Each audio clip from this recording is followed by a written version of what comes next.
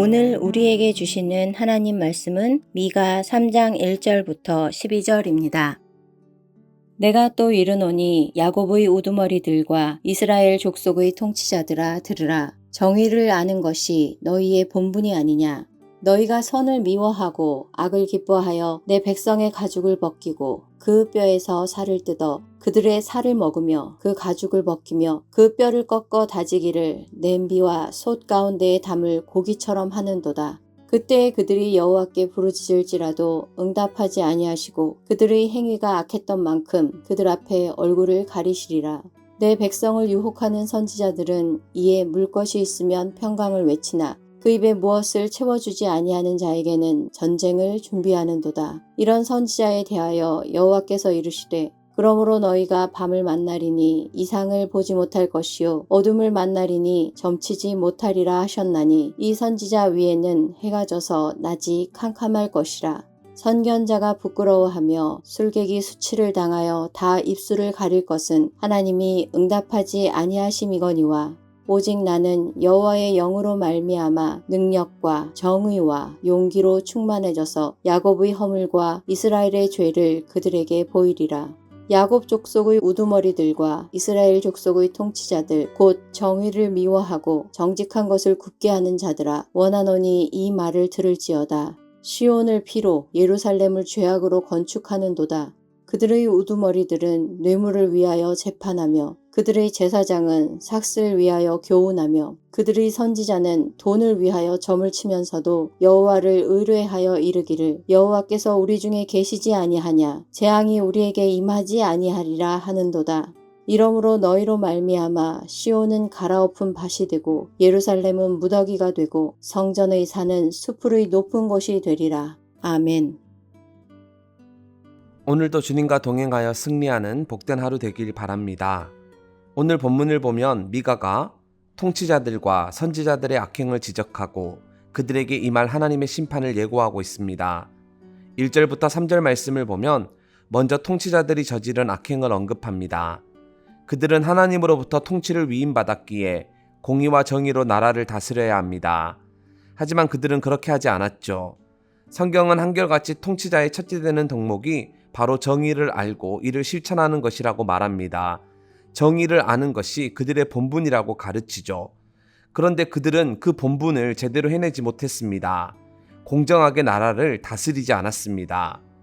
그리고 이들은 앞장서서 하나님의 법을 세워가야 합니다. 또 통치자들이기에 백성들을 잘 돌봐야 합니다. 그것이 바로 그들이 해야 할 가장 중요한 사명입니다. 그런데 그들은 오히려 선을 미워하고 악을 기뻐하는 등 하나님의 법을 폐기하는 악행을 저질렀습니다. 또 백성을 돌봐야 할 그들이 오히려 권력을 남용하여 자신의 배를 불리고 약하고 가난한 자들을 무시하고 그들을 핍박했습니다. 3절을 보면 그들의 살을 먹으려 그 가죽을 벗기며 그 뼈를 꺾어 다지기를 냄비와 속 가운데 담을 고기처럼 하는도다 라고 말씀하고 있습니다.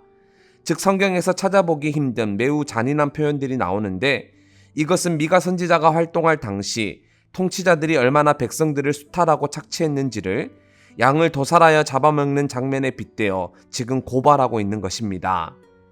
이처럼 당시 지도자들은 백성들을 지키고 보호해야 할 대상이 아니라 자신의 배를 채우기 위한 수단으로 대했습니다. 그들은 냄비와 솥에 담을 고기처럼 백성들을 여길 뿐 그들의 고통과 슬픔을 외면했고 그들의 애절한 탄식에 대해 아무런 감각도 느끼지 못했습니다. 이에 하나님은 그들에게 말씀하십니다. 4절인데요. 그때에 그들이 여호와께 부르짖을지라도 응답하지 아니하시고 그들의 행위가 악했던 만큼 그들 앞에 얼굴을 가리시리라. 즉 하나님은 심판 중에 그들이 부르짖어도 듣지 아니하고 그들의 행위가 악했던 만큼 그들을 철저히 외면하실 것이라고 말씀합니다. 너희들도 백성의 소리를 듣지 않았으니 나도 듣지 않겠다 라고 선언하신 것이죠. 따라서 우리는 이 본문을 통해 한 가지 영적 진리를 깨닫게 됩니다. 하나님은 우리가 행한 그대로 돌려주시는 분이십니다. 우리가 다른 사람을 무자비하게 대하면 하나님도 우리에게 무자비하게 대하십니다. 또 우리가 무관심과 불의로 대한다면 하나님은 그와 상응한 대가를 치르게 하시는 분이십니다. 여러분 야고보서 2장 13절 말씀을 보면 긍휼을 행하지 아니하는 자에게는 긍휼 없는 심판이 있으리라. 긍휼은 심판을 이기고 자랑하느니라 말씀하고 있습니다. 우리가 긍휼을 행할 줄 모르면 계속 자기의 이익만 도모하며 살아간다면 하나님은 이후 긍휼 없는 심판을 우리에게 내리실 겁니다. 하지만 반면에 우리가 긍휼을 행하고 자비와 관용으로 타인을 대한다면 이후 하나님은 심판이 펼쳐지는 그곳에서 우리를 구원하시고 한없는 자비를 베풀어 주실 겁니다. 그러니 언제나 이 사실을 잊지 않고 다른 사람들의 아픔과 신음에 귀를 기울이고 그들의 탄식에 함께 마음 아파하는 서문 가족들이 다 되기를 바랍니다. 아울러 우리나라를 이끌어가는 모든 지도자가 하나님께로부터 통치를 위임받았다는 인식 속에서 공의와 정의로 나라를 다스려갈 수 있도록 권력을 남용하거나 사리사욕에 빠지는 것이 아니라 오히려 백성들의 고통과 슬픔에 민감하게 반응하고 백성들을 온전히 지키고 보호하는 자가 되게 해달라고 기도하고 또 기도하는 우리 모두가 되기를 소망합니다. 두 번째로 오늘 본문 5절부터 8절 말씀을 보면 미가는 백성들을 유혹하는 선지자들의 악행을 지적하고 그들의 심판을 예고하고 있습니다. 5절에 내 백성을 유혹하는 선지자들은 이에 물 것이 있으면 평강을 외치나 그 입에 무엇을 채워주지 아니하는 자에게는 전쟁을 준비하는도다 말씀하고 있습니다. 선지자는 하나님께 말씀을 받아 선포하는 사람들이죠. 그런데 미가가 활동할 당시 많은 선지자들이 자기 배의 욕구를 채우기 위해 하나님의 말이 아닌 자신의 말을 전했습니다.